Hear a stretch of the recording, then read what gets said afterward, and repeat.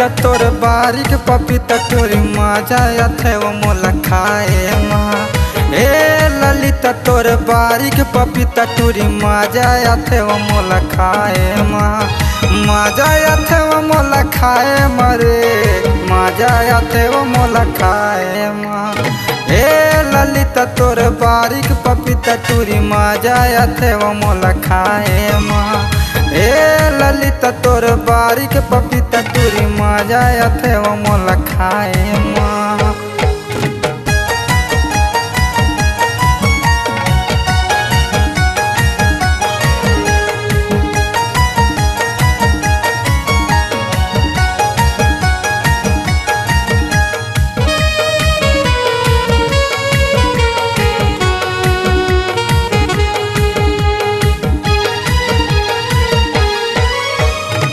तोर पपीता के पूरा छत्तीसगढ़ में सब डहर होठ चर्चा।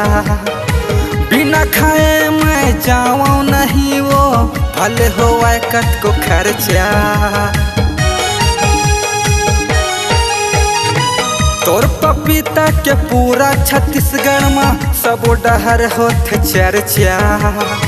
बिना खाए मैं जाऊँ नहीं वो भले हो कत को खर्चा। भले हो कत को खर्चा। ए ललिता तोर बारीक पपीता टोरी मजा अथे वो मोला खाए माँ। ए ललिता तोर बारीक पपीता टोरी मजा अथे वो मोला खाए माँ।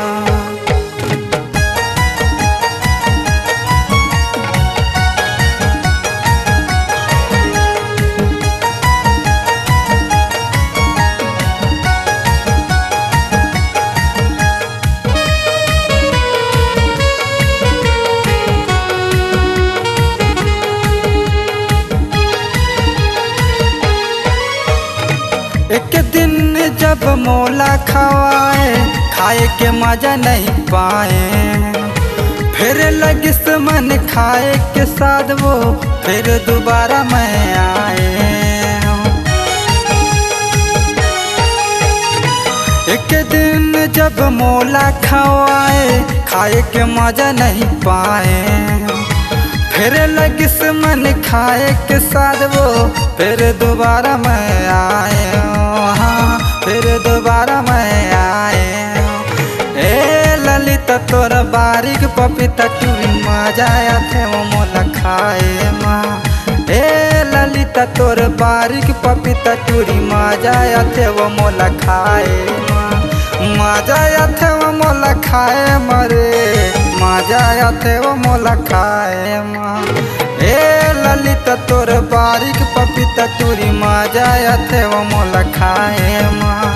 ए ललिता तोर बारीक पपीता टोरी मजा अथे वो मोला खाए माँ।